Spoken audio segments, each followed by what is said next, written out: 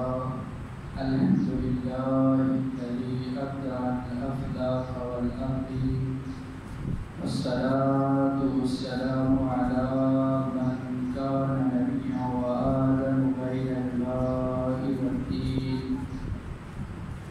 أما بعد فأعوذ بالله من الشيطان الرجيم بسم الله الرحمن الرحيم ما آتاكم الرسول فخذوه وما نهاكم عنه فانتهوا قال رسول الله صلى الله عليه وسلم عن أبي هريرة رضي الله تعالى عنه عن النبي صلى الله عليه وسلم سبعة يذلهم الله في ظله يوم لا ظل إلا ظله إمام عادل وشاب نشأ في عبادة الله ورجل قلبه معلق في المساجد ورجلان تحابا في الله اجتمع عليه وتفرق عليه ورجل دعته امرأة ذات منصب وجمال فقال إني أخاف الله ورجل تصدق بصدقة فأحفاها عن يمينه ما تنفق شماله ورجل ذكر الله خاليا ففاضت عيناه أو كما قال النبي صلى الله عليه وسلم. قال الله تبارك وتعالى في شأن حبيبه مخبرا وآمرا إن الله وملائكته يصلون على النبي يا أيها الذين آمنوا صلوا عليه وسلموا تسليما. الصلاة والسلام عليك يا رسول الله وعلى آلك وأصحابك يا حبيب الله. الصلاة والسلام عليك يا نبي الله وعلى آلك وأصحابك يا نور الله. مولاي صل وسلم دائما أبدا على حبيبك خير الخلق كلهم هو الحبيب الذي ترجى شفاعته لكل هول من الأحوال مقتحم. مولاي صل وسلم دائما أبدا على حبيبك خير الخلق كلهم. يا رب بالمصطفى بلغ مقاصدنا واغفر لنا ما مدى يا واسع الكرم. مولاي صل وسلم دائما أبدا على حبيبك خير الخلق كلهم. اللہ تبارک و تعالی جل جلالہ وعظم والہ وعظم شانہ واتم برہانہ کی حمد و ثنا حضور پرنور شافع یوم النشور حامی بے کساں سید سروراں حضور قائد المرسلین خاتم النبیین جناب احمد مجتبی محمد مصطفیٰ صلی اللہ علیہ وسلم کی بارگاہ کے اندر ہدیہ درود و سلام عرض کرنے کے بعد محتشم و مکرم سامعین ذوی الاحترام،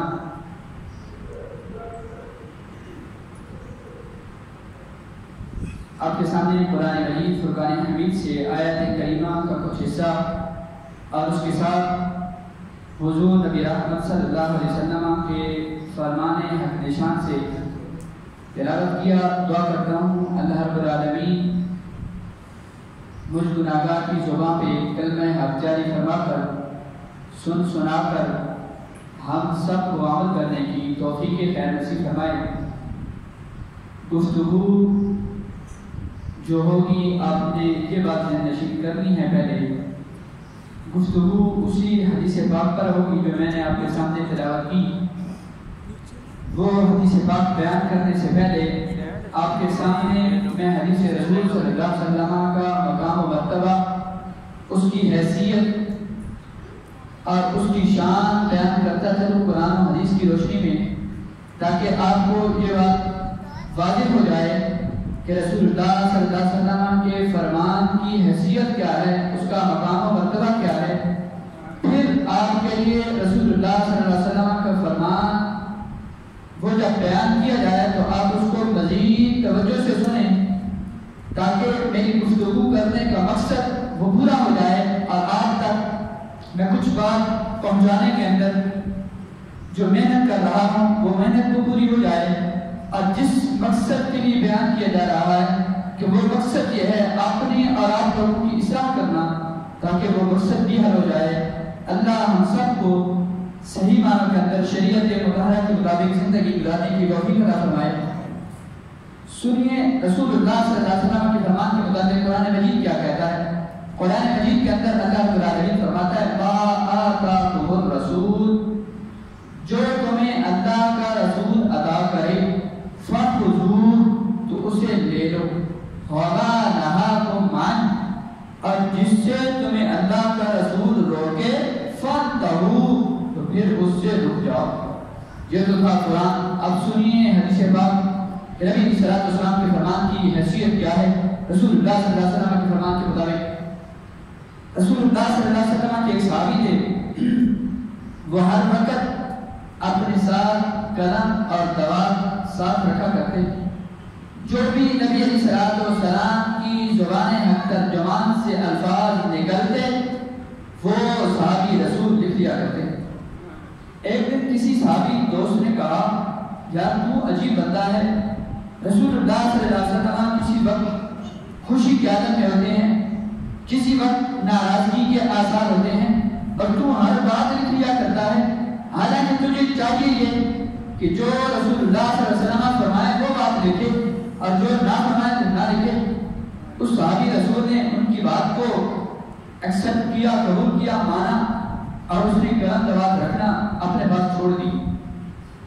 کچھ دن گزرنے کے بعد میرے اور آپ کے پیارے آقا حضور نبی رحمت صلی اللہ علیہ وسلم نے اس صحابی کی طرف نگاہ شفقت فرمائی، چونکہ آپ کی یہ طریقہ کار تھا، آپ کی نگاہ شفقت کے اندر، نگاہ مہربانی کے اندر ہر وقت ہر صحابی رہا کرتا تھا، اور آج بھی گنبد خضرا کے اندر نبی علیہ السلام اپنی ملائک اور انوار میں تشریف فرما ہو کر ہر امتی کا چہرہ دیکھ بھی رہے ہیں، اس کے حال سے واقف بھی ہیں، اور اس پر اپنی خصوصی رحمت اور نظر رحمت بھی فرما رہے ہیں۔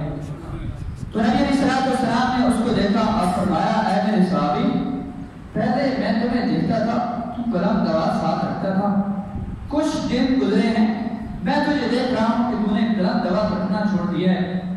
نبی علیہ السلام کے صحابی عرض گزار ہوتے ہیں، عرض کرتے ہیں یا رسول اللہ صلی اللہ علیہ وسلم فداک امی و ابی، حضور میرے ماں باپ آپ کے قربان ہو جائیں، میں لکھا کرتا تھا، قلم دوات ساتھ رکھا کرتا تھا، مجھے دوستوں نے یہ بات کی ہے۔ جب نبی علیہ السلام نے اس کا جواب سنا، اب سنیے اپنی ایمان کو تازہ کیجیے، نبی علیہ السلام نے کیا الفاظ فرمائے۔ نبی علیہ السلام نے اپنے منہ مبارک کی طرف اشارہ کرتے ہوئے فرمایا اے میرے صحابی، قسم ہے اس ذات کی جس کے قبضے قدرت کے اندر میں محمد صلی اللہ علیہ وسلم کی جان ہے، اس زبان سے حق کے علاوہ نکلتا ہی کچھ نہیں، کیونکہ اس کی شان یہ ہے وما ينطق عن الهوى ان هو الا وحی یوحی، ان کی زبان تب کھلتی ہے جب اللہ رب العالمین کی طرف سے اجازت ہوتی ہے، محبوب اللہ کی مرضی ہوتی ہے، محبوب کی زبان ہوتی ہے۔ اسی کو بریلی کے تاجدار، عاشقوں کے امام الشامت رحمہ فاضل بریلوی رضی اللہ تعالیٰ عنہ نے کہا وہ زبان جس کو سب کن کی کنجی کہیں، وہ زبان جس کو سب کن کی کنجی کہیں، اس کی نافذ حکومت پہ لاکھوں سلام۔ اب پتہ یہ چلا کہ رسول اللہ صلی اللہ علیہ وسلم کا فرمان جو بھی ہے وہ ہمارے لیے عبرت نشان ہے، وہ ہمارے لیے قابل عمل ہے، وہ ہمارے لیے جو ہے اس پر عمل کرنا ضروری ہے، اور ہمارے لیے وہ مشعل راہ ہدایت اور رہنمائی کا سرچشمہ بھی ہے۔ اب سنیے، اس پر اور بھی قرآن کے آیات دلائل ہیں، احادیث رسول ہیں، لیکن اگر اس بات کو میں چلاؤں تو بات لمبی ہو جائے گی۔ لیکن میں نے آپ کے سامنے رسول اللہ صلی اللہ علیہ وسلم کا فرمان پیش کیا، اس پر بات کرنا چاہتا ہوں۔ اس کے راوی نبی صلی اللہ علیہ وسلم کے صحابی رسول، نبی صلی اللہ علیہ وسلم کے شاگردوں میں سے شاگرد، نبی صلی اللہ علیہ وسلم کی نگاہ نبوت سے فیض پانے والوں میں سے ایک صحابی رسول ہے۔ نبی صلی اللہ علیہ وسلم کے صفہ کے چبوترے کے طالب علموں میں سے ایک طالب علم حضرت سیدنا ابو ہریرہ رضی اللہ تعالیٰ نے صحیح سے بات کی راوی ہیں، وہ نبی صلی اللہ علیہ وسلم سے روایت کرتے ہیں، نبی صلی اللہ علیہ وسلم نے فرمایا سبعۃ یذلهم اللہ فی ظلہ یوم لا ظل الا ظلہ، 7 اشخاص ایسے ہیں جو قیامت کے دن، جس قیامت کے دن کو کوئی سایہ نہیں ہوگا، اس دن بھی اللہ کے عرش کے سائے رحمت کے اندر انہیں جگہ دی جائے گی۔ اور قیامت کا منظر بڑا ہولناک ہے، بڑا دردناک ہے۔ قرآن اس کو جو بیان کرتا ہے، یوم یفر المرء من اخیہ وامہ وابیہ وصاحبتہ وبنیہ لکل امرئ منہم یومئذ شأن یغنیہ وجوہ یومئذ مسفرہ ضاحکۃ مستبشرہ ووجوہ یومئذ علیہا غبرہ ترہقها قترہ اولئک هم الکفرۃ الفجرہ۔ وہ ایسا دن ہوگا جس دن ہر دوست اپنے دوست سے جدا ہو جائے گا، جو وہ والدین اپنی اولاد سے جدا ہو جائیں گے، اولادیں اپنے والدین سے جدا ہو جائیں گی۔ الاحلاء یومئذ بعضهم لبعض عدو، قرآن کہتا ہے ہر دوست اس دن دشمن بن جائے گا، الا المتقین، مگر نیکوکاروں کی دوستی وہاں بھی کام آئے گی۔ تو اس دن، جس دن قیامت کے دن کو پھر اگر جو بیان کیا جائے تو پھر آپ کی بات زیادہ واضح ہو جائے گی۔ قیامت کے دن زمین تابع کی ہوگی اور سوا نیزے پہ سورج ہوگا، اور یاد رکھیں آج سورج چوتھے آسمان پہ الٹی شکل میں ہم پر روشنی بکھیر رہا ہے۔ آج اس اپریل کے اندر بھی اگر وہ اپنی آبتاب سے نکلے تو اس کی روشنی ہم برداشت نہیں کر سکتے، اور آج اس زمین کے اندر جذب کرنے کی صلاحیت بھی موجود ہے، لیکن توجہ کیجیے گا اس دن کو سامنے رکھیں جس دن زمین تانبے کی ہوگی، اس کے اندر جاذبیت بھی نہیں ہوگی، اور سوا نیزے کی مقدار پر سورج بھی ہوگا، اور ہوگا بھی سیدھے رخ۔ پھر توجہ کریں کتنی گرمی ہوگی، پھر اس کی گرمی اس دن ان اشخاص کو ہوگی جو گناہگار ہوں گے۔ تو پھر روایات کے اندر آتا ہے ہر گناہگار اپنے گناہوں کے سبب وہ پسینے کے اندر شرابور ہوگا، پسینے کے اندر غرق ہوگا، کسی کو ٹخنوں پر، کسی کو گھٹنوں پر، کسی کو ناک تک، کسی کو جو ہے وہ کندھوں تک، کوئی پورا پسینے کے اندر شرابور ہوگا۔ اس پسینے کی گرمی اتنی ہے، روایات کے اندر آتا ہے کہ اگر اس کا ایک قطرہ اور پہاڑ پلا دیا جائے تو اور پہاڑ اس کی گرمی برداشت نہ کر سکے اور وہ ریزہ ریزہ ہو جائے، اور اس کے پسینے کی بدبو اتنی ہوگی کہ اگر اس کا ایک قطرہ اس روئے زمین پر ڈال دیا جائے، اس کی بدبو اتنی ہے انسان تو کیا بلکہ جانوروں کے جسم، بلکہ جانوروں کے دماغ بھی پھٹنا شروع ہو جائیں گے۔ تو صاحبو توجہ کریں، قیامت کے اس ہولناک دن کو سامنے رکھ کر حدیث رسول صلی اللہ علیہ وسلم سنیے، نبی صلی اللہ علیہ وسلم فرماتے ہیں 7 اشخاص ایسے ہوں گے قیامت کے اس ہولناک دن کو بھی وہ اللہ کے عرش کے سائے رحمت کے اندر انہیں جگہ دی جائے گی۔ اب توجہ کیجیے گا وہ 7 اشخاص کون ہیں؟ اگر ہمارا ان میں نام آتا ہے تو الحمدللہ، اگر نہیں آتا تو رسول اللہ صلی اللہ علیہ وسلم کے فرمان سننے کے بعد ہم نے اپنے اندر کوئی ایسی چیز ضرور پیدا کریں، کوئی ایسا عمل ضرور کریں تاکہ ہمارا نام بھی ان میں آ جائے، تاکہ ہم بھی قیامت کے دن ادھر ادھر پھر نہ رہے ہوں، پریشان حال نہ ہوں، بلکہ رب کے عرش کے جگہ، سائے کے جگہ ہمیں اس کے نیچے بھی ہمیں جگہ مل جائے۔ اب سنیے نبی صلی اللہ علیہ وسلم فرماتے ہیں پہلا شخص امام عادل جو امام بھی ہو اور امام بھی ہو تو عادل بھی ہو، انصاف کرنے والا بھی ہو۔ یاد رکھیں اسلام بڑا عدل کرنے کا حکم دیتا ہے۔ اگر اسلام کا دوسرا نام لیا جائے تو اس کا نظام عدل ہی آتا ہے۔ تو اسلام عدل کرنے والوں کو بھی بڑا حکم دیتا ہے۔ اور پھر نبی صلی اللہ علیہ وسلم کی محفل لگی ہے، نبی صلی اللہ علیہ وسلم کی بارگاہ میں ایک صحابی رسول حاضر خدمت ہوتے ہیں، عرض کرتے ہیں یا رسول اللہ صلی اللہ علیہ وسلم وہ جو سامنے گھوڑا کھڑا ہے آپ گواہ ہو جائیں کہ میں نے اپنے بیٹے کو وہ تحفے میں دے دیا ہے۔ سنیے توجہ کیجیے، نبی علیہ الصلوۃ والسلام نے فرمایا اے میرے صحابی بتا کوئی اور بھی تیرا بیٹا ہے؟ عرض کی ہاں یا رسول اللہ صلی اللہ علیہ وسلم ایک اور بیٹا بھی میرا ہے۔ نبی علیہ الصلوۃ والسلام نے فرمایا کیا اس کو بھی تو نے اسی طرح گھوڑا دے کر دیا ہے؟ عرض کی حضور نہیں۔ آپ نے فرمایا پھر تو مجھے ظلم پر گواہ بنانا چاہتا ہے؟ نہیں، بلکہ تو اس کو بھی اسی طرح گھوڑا دے، اس کو بھی دے، پھر مجھے گواہ بنانا، میں پھر گواہ بننے کے لیے تیار ہو جاؤں گا۔ تو اسلام عدل کرنے کا حکم دیتا ہے۔ نبی علیہ الصلوۃ والسلام فرماتے ہیں جو امام عادل ہوگا وہ قیامت کے دن اللہ کے عرش کے نیچے اسی جگہ دی جائے گی۔ پھر اگر امام عادل ہو پھر اس کے تذکرے آج بھی اچھے ناموں سے انہیں یاد کیا جاتا ہے۔ جو تاریخ سے واقف ہیں، جو ہسٹری پڑھتے ہیں، ان کو پتا ہوگا نوشیروان کا نام آج بھی آئے تو عدل و انصاف کے مشاہیر کے اندر اس کا نام آتا ہے۔ اور پھر انہیں عدل و انصاف کے مشاہیر عادل حکمران میں سے ایک عادل حکمران کی بات میں بھی کرنا چاہتا ہوں کہ ہاں وہ وقت کے امام عادل محمود غزنوی کی بات آپ کے سامنے رکھنا چاہتا ہوں۔ محمود غزنوی کے پاس ایک عورت آ جاتی ہے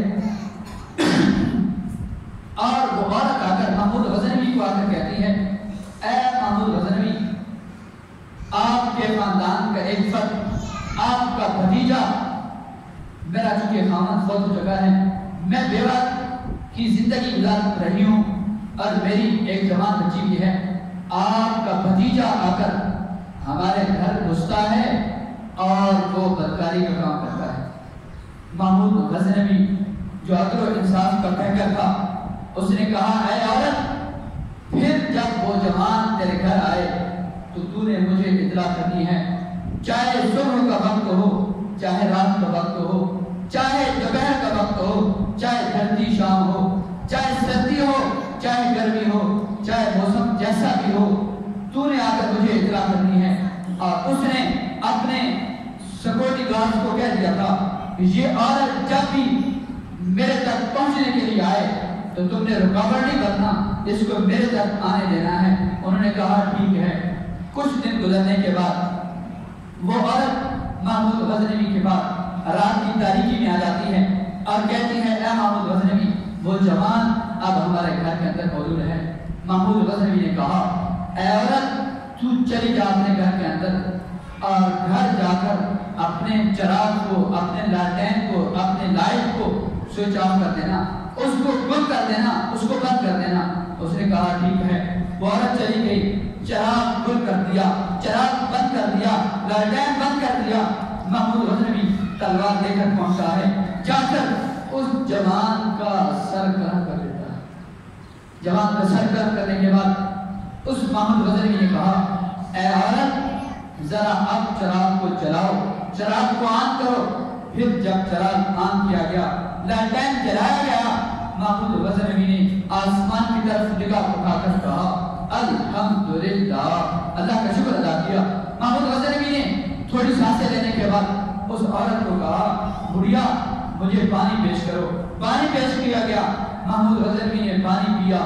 اس عورت نے کہا محمود غزنوی تیری مہربانی کہ تو نے عدل و انصاف کیا ہے، لیکن میں نے 3-4 باتیں عجیب دیکھی ہیں، وہ بھی مجھے بتا کہ وہ اس میں حکمت کیا تھی۔ اس نے کہا وہ کون سی؟ اس نے کہا کہ تو نے مجھے کہا کہ چراغ کو بند کر دو، اس کی وجہ کیا تھی؟ اور پھر تم نے چراغ کو جلوایا، آن کرایا، پھر اس وقت تو نے کہا الحمدللہ، اس کی وجہ کیا تھی؟ اور پھر تو نے پانی مانگا، پانی پیا تو نے، اس کی وجہ کیا تھی؟ محمود غزنوی نے کہا یہ راز کی باتیں ہیں، اگر اسے راز ہی رہنے دے تو بہتر ہے۔ اس نے کہا نہیں، تجھے بتانا پڑے گا۔ جب اس بڑھیا نے ضد کی، محمود غزنوی نے کہا توجہ کر سن۔ اس نے کہا میں نے جو چراغ بند کرنے کو کہا تھا اس کی وجہ یہ تھی کہ تو نے مجھے کہا تھا کہ آپ کے گھر کا فرد ہے، آپ کا بھتیجا ہے۔ میں نے کہا ہو سکتا ہے چراغ آن ہو، چراغ چل رہا ہو، بھتیجا میرے سامنے ہو، میرا خون میرے سامنے ہو، مجھے ہو سکتا ہے اپنے بھائی کا چہرہ میرے سامنے آ جائے گا اور میں عدل و انصاف قائم نہیں کر سکوں گا، اس لیے میں نے چراغ بند کرنے کا حکم کیا تھا۔ پھر اس نے کہا کہ تو نے جب چراغ آن کروایا پھر تو نے کہا الحمدللہ، اس کی وجہ کیا ہے؟ محمود غزنوی نے کہا اس کی وجہ یہ ہے کہ جب تو نے مجھے بتایا تھا کہ آپ کے گھر کا ایک فرد ہے، مجھے بڑی شرمندگی ہوئی، مجھے بڑا افسوس ہوا کہ ہمارا خون اتنا گندا ہو گیا ہے کہ وہ ایک بیوہ کی بچی پر ظلم کر رہا ہے، بدکاری کر رہا ہے۔ جب چراغ جلایا گیا، جب میں نے اس کے چہرے کو دیکھا تو مجھے پتا چلا کہ وہ ہمارے گھر کا فرد نہیں ہے، وہ فرد کسی اور کا ہے، وہ ہمارا نام استعمال کیا کرتا تھا۔ میں نے اللہ کا شکر کیا کہ شکر ہے میرا مالک، تو نے ہمارے گھر کے فرد کو اس بدکاری کے فعل سے محفوظ رکھا، میں نے اس کی اللہ کا شکر ادا کیا۔ پھر تیسری بات اس نے کہا اے محمود غزنوی پھر تو نے پانی کس لیے منگوایا؟ اس نے کہا یہ بات مزید راز کی ہے، اگر اس بات کو راز رہنے میں تو یہ بہتر ہے۔ اس نے کہا نہیں اس کا بھی تجھے بتانا پڑے گا۔ اس نے کہا اے بڑھیا، جس وقت تو میرے پاس شکایت لے کر آئی تھی، جس وقت تو نے مجھے آ کر کہا تھا، اس وقت میں نے قسم اٹھائی تھی اس وقت تک محمود غزنوی کچھ کھائے گا نہیں، کچھ پیے گا نہیں جب تک اس بڑھیا عورت کو انصاف نہ دے لے۔ آج میں نے تجھے انصاف دے دیا، میرا تمہارے گھر کے اندر پانی 2 گھونٹ پینے کا تو حق بنتا۔ تجھے عدل و انصاف کے پیکر حضرات تھے، ایسے حضرات کے متعلق نبی صلی اللہ علیہ وسلم فرماتے ہیں جو امام عادل ہوگا قیامت کے دن رب کے عرش کے نیچے اسے جگہ دی جائے گی۔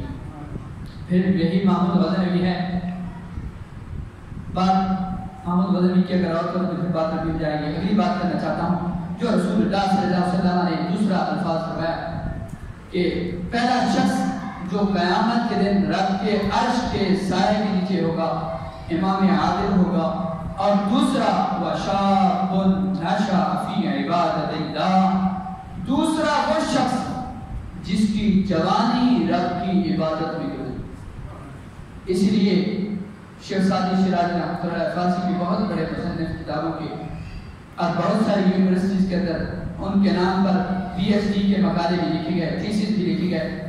وہ فرماتے ہیں کہ جوانی در جوانی توبہ کردن شیوہ پیغمبریس۔ آپ فرماتے ہیں کہ جوانی کے اندر توبہ کرنا یہ پیغمبروں کا طریقہ ہے، اور بڑھاپے کے اندر اگرچہ توبہ تو ہوئے ہیں، توبہ جتنے تک سانسوں کی مالا چل رہی ہے، جتنے تک سورج مشرق سے طلوع ہو رہا ہے، اس وقت تک رب کی توبہ، رب کے حضور توبہ کا دروازہ کھلا ہے۔ آج میرا بھائی تیرے میرے پاس سانسیں ہیں، سانسوں کی مالا چل رہی ہے، ابھی آپ نے رب سے معافی مانگیے، کوئی پتہ نہیں کل کیا ہوگا۔ اور جوان اپنی جوانی کے اندر توبہ کرے، یہ نہ کہے کہ میں تو بڑی عمر ابھی باقی ہے، میں تو بڑھاپے کے اندر جا کر توبہ کروں گا۔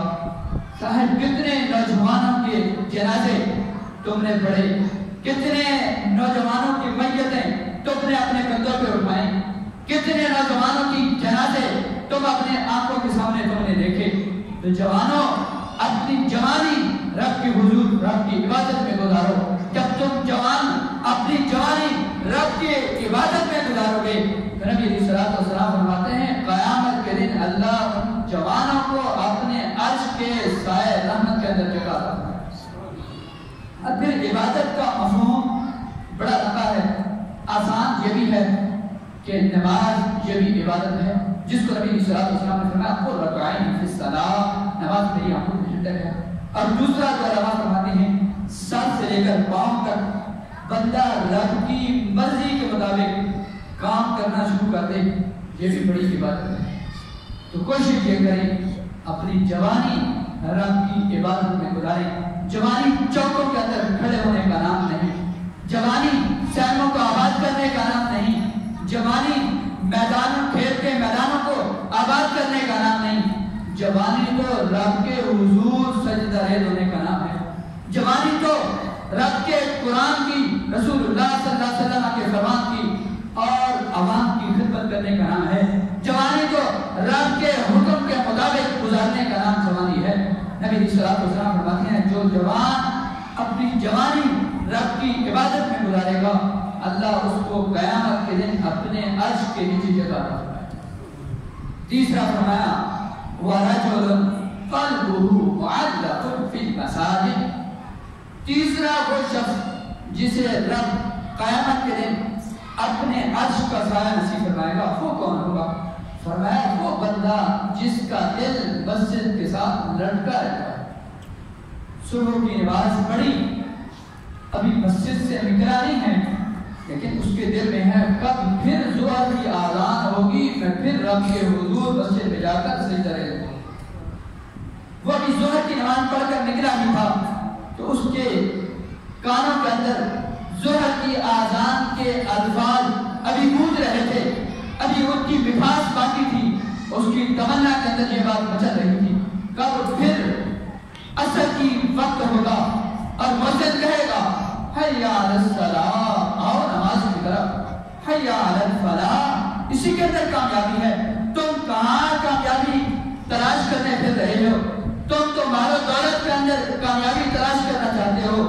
کتنوں کو تم نے دیکھا ہے مال و دولت ان کے پاس موجود ہوتا ہے، بینک بیلنس بھی ان کے پاس موجود ہوتا ہے، کافی زمینوں کے مربوں کے مالک بھی ہوتے ہیں، لیکن پھر بھی رات کے وقت سونے کے لیے انہیں نیند نہیں آتی، وہ تو گولیاں لے کر سوتے ہیں۔ اور کتنی اولادوں والے ہیں، ان کی اولادیں ہیں، لیکن انہیں سکھ کے سانس میسر نہیں ہیں۔ صاحبو اگر سکون چاہتے ہو تو رب کے قرآن اپنی بات نہیں کر رہا، کسی مفکر مفسر کی بات نہیں کر رہا، رب کے قرآن کی بات کر رہا ہوں۔ فرمایا الا بذکر اللہ تطمئن القلوب، اگر سکون چاہتے ہو، سکون تمہیں کہیں اور نہیں ملے گا، سکون تمہیں کسی دکان سے، کسی بینک بیلنس کے اندر نہیں ملے گا، اولاد کے اندر نہیں ملے گا، کسی کاروبار کے اندر نہیں ملے گا۔ اگر سکون چاہتے ہو تو رب کے ذکر کرنا شروع کر دو، رب کے ذکر کے اندر ہی تو سکون ہے۔ نہ دنیا سے، نہ دولت سے، نہ گھر آباد کرنے سے تسلی دل کو ہوتی ہے خدا کو یاد، تو خدا کو یاد کرنا شروع کر دو۔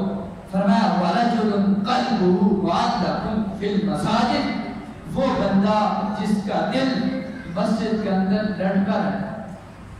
اب پھر نبی علیہ السلام کا فرمانا نشان موجود ہے، نبی علیہ السلام نے فرمایا کچھ لوگ مسجد کی میٹیں ہوا کرتی ہیں، مسجد کی میٹیں ہوا کرتی ہیں، اور جب ان بندوں میں سے کوئی بندہ بیمار ہو جائے تو رب کے فرشتے ان کی بیمار پوچھی کرنے کے لیے ان کے گھر چلے جاتے ہیں۔ آج بڑے افسوس سے ہمیں کہنا پڑتا ہے جب ہماری جمعہ مکمل ہو، حالانکہ شریعت کا اصول یہ ہے اور حدیث پاک یہ ہے، نبی صلی اللہ علیہ وسلم نے فرمایا کہ جگہ سب سے اللہ کے نزدیک سب سے پسندیدہ جگہوں میں سے جو جگہ ہے وہ مسجد ہے۔ اللہ کے نزدیک سب سے پسندیدہ جگہ مسجد ہے اور سب سے ناپسندیدہ جگہ بازار ہے، اور شریعت کا حکم یہ ہے بازار کے اندر دیر سے جاؤ جلدی واپس آؤ، مسجد کے اندر حکم یہ ہے جلدی جاؤ لیٹ واپس آؤ۔